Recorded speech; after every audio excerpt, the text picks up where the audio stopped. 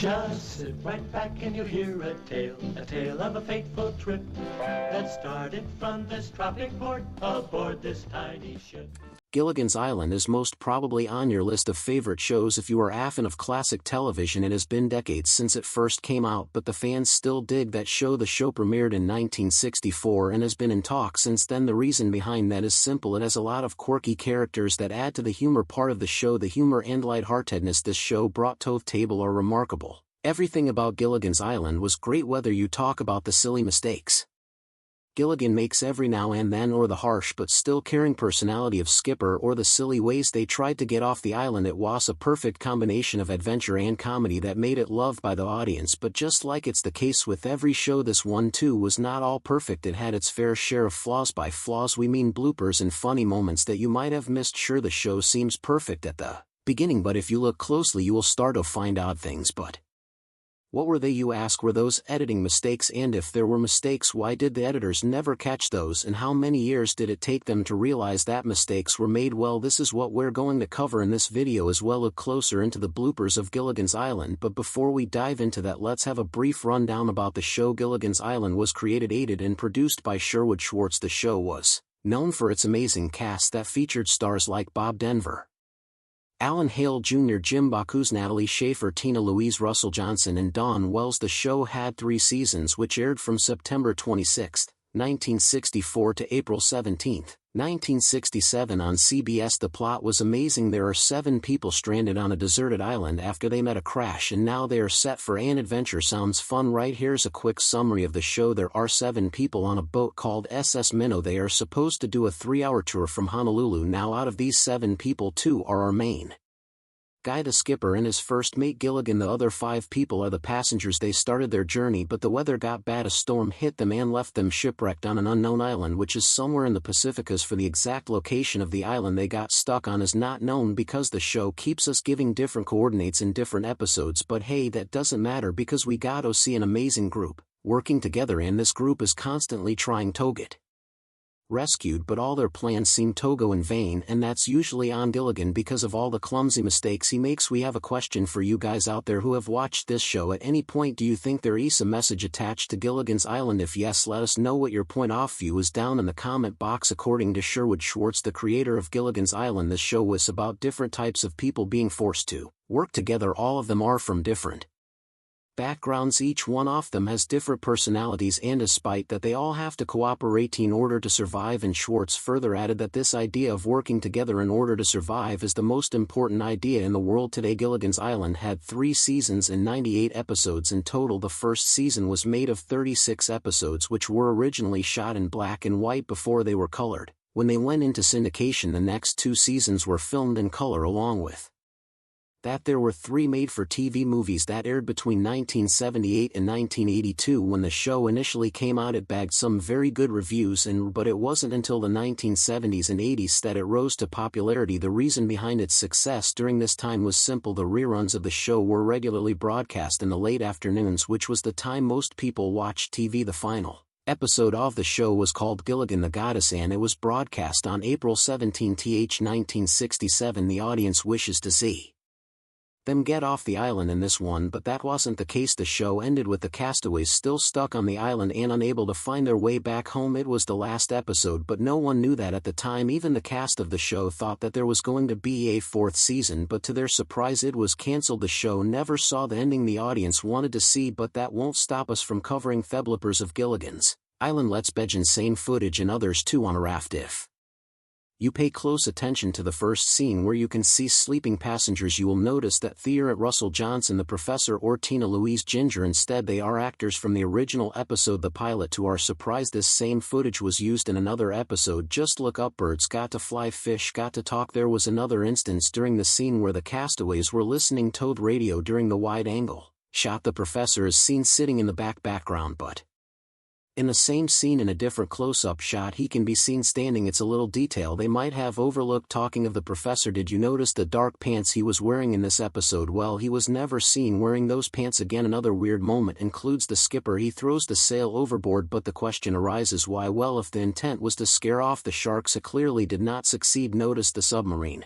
So sorry, my island. Now Gilligan uses a small submarine, but itis Too big to hide in those waters because the depth is nothing, the water barely reaches Gilligan's chest. On top of that, the submarine is full of water. Who would want to sail in a submarine full of water? When Gilligan gets inside the tiny Japanese submarine, he leaves the top hatch open, and that's a part of the joke. However, you can see in the scene that the legs and feet are visible splashing around in the water. They are supposed to be inside the submarine. As the scene unfolds, you will notice on paying close attention that the shoes of the prop man are popping out of the water right in front of the sub. Gilligan was steering around the lagoon and used the periscope. That periscope was bouncing around cluelessly that ice because a scuba man is moving that periscope, and if you look closely you will see that it's for a short second, so you will miss it if you blink, but it is there. The wedding ring, they're off and running. We didn't knew that Gilligan was married. Well, that's because he wasn't in the beginning of the episode. There is a scene where the skipper and his good sidekick Gilligan are racing turtles. You look closely at Gilligan's hand in that scene, you will spot a wedding ring. This was an honest mistake because the character of Gilligan wasn't married, but the actor who played Gilligan, Bob Denver, was in fact married. We guess he forgot to take off that ring before shooting the scene. The Jungle Boy, Gilligan meets Jungle Boy. That jungle kid surely had an amazing haircut for someone who's living in the jungle and never saw a barber shop. In that leopard skin loincloth he was wearing, where died find that? Because there were no leopards on the island. Also, the professor mentioned that there can be no Jungle Boy on the island since the castaways have searched the whole place thoroughly. Despite their search, they somehow managed to stumble into new things they missed. To name a few, you have Duboff and also a totem pole that looks like Gilligan, and even lemon and grapefruit trees. This makes us wonder what else is that we have not seen. The Duke St. Gilligan and the Dragon and Bigman on Little Stick, Your Highnesses. A title reserved for royalty. Why we are mentioning this is because the house kept calling the Duke Your Highness, and the Duke is a part of the nobility, not royalty. There was a scene where Duke was showing Gilligan how to bench press. While teaching him, he lies back on the bench and accidentally hits his head on the barbell. Mr. Howell is known for many things, and trying to offer money to people to get off the island is one, but there was a not so Mr. Howell moment where he did not bribe the visitor in Anafort to get the castaways rescued. Did you notice that when we see the Duke from far away, he is not having the provisions he was carrying around his neck earlier? Talking of the Duke, the announcer said that he had been missing for 2 weeks, but the search to find him lasted only 1 week. Does that indicate that they waited 1 week before they began the search? The gorilla diamonds are an ape's best friend. There was a strange moment in the show where Skipper does not believe when Gilligan says that they saw a gorilla.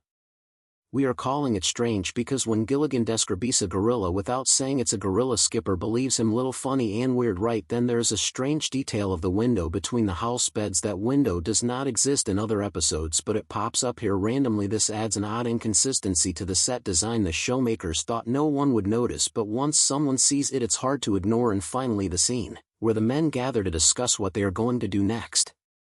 They are standing pretty close to the gorilla, which is dangerous, and if that is not enough, they are turning their back on it. In reality, no one would be that careless around such a wild creature. The natives' music hath charmed arms. There are scenes in this episode which are funny, of course, but they don't add up. For instance, when Mr. Howell swings a hammer that does not hit his finger at all, but Mr. Howell starts yelling in pain even before the hammer makes contact. Then there is a scene where the natives of the island are storming it. Now, whether they are coming from the west side or the south side, the same footage is used. Seems like the filmmakers were too tired to add another scene for a different side. Then there is one point where Gilligan drops the radio and the antenna is clearly pointing towards him, but in the very next shot the antenna is facing the other direction. That is strange because nobody even touched it. Finally, the scene where a large group of angry natives heading towards the island from all sides.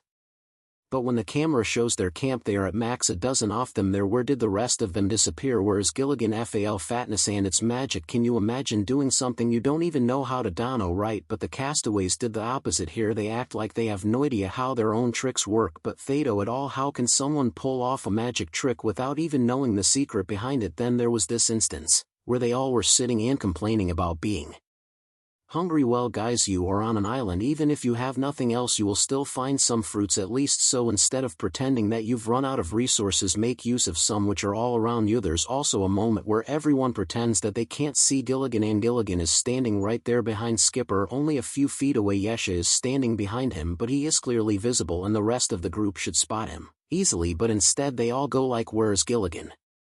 And did you notice the flash powder cake? How can one even make it without using the oven? Now there is a moment where Gilligan makes the table levitate. The wires holding the table are seen clearly. Even if one tried to ignore it, the wire was still visible. The bubbles past the vegetables. Please remember the scene where the actors had to show the bubbles coming out of their mouths. No, that does not mean they actually drink soap to create the bubbles. Towards the end of the episode, the 7 castaways are sitting together and enjoying their meals when bubbles suddenly start floating out of their mouths. In a shot that involves Mariania can notice bubbles coming out of her stomach area, and if you look closely you can see something that looks like a towel clamp, which might be holding a special effects hose used to create bubbles. The part of the bubble making machine was slightly visible behind her face in the same episode. Did you notice anything else? Well, Gilligan once mentioned that his favorite vegetable is spinach, but in the episode Lovey's Secret Admirer, where he had to go through a lie detector test, it was revealed that he did not like it at all. And where on earth did they get that massive bone they were using for Abertile Pit to plow the garden? What creature could have had a bone that huge? If you blink you'll miss it. Man with a net. In this episode, a butterfly expert, or say a lepidopterist, comes to the island to find a very rare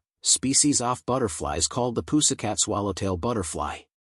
While he was on the island, a few strange things happen. As he prepares to leave, he manages to knock out all 7 of the castaways. Now that they are knocked out, the castaways are supposed to remain unconscious, but here is the twist. Natalie Schafer, who plays Mrs. Howell, is seen opening her eyes for a second there. What a slip, right? Many people might not even notice this. The voodoo doll's voodoo. Now we all know that these 7 castaways are stuck on a Pacific island, so when the professor confidently says that the artifacts they find are examples of early Mayan craftsmanship. Interesting thing about the Mayans, well, they were based in Central America, so how come their things end up on Pacific Island? That does not make any sense. And when the Howells go inside the cave with no money in hopes that they can appease the witch doctor, a strange thing happens. There is a burning torch inside the cave wall. Now it can't be Gilligan's because already took his torch with him, so it was clear that someone else is already inside.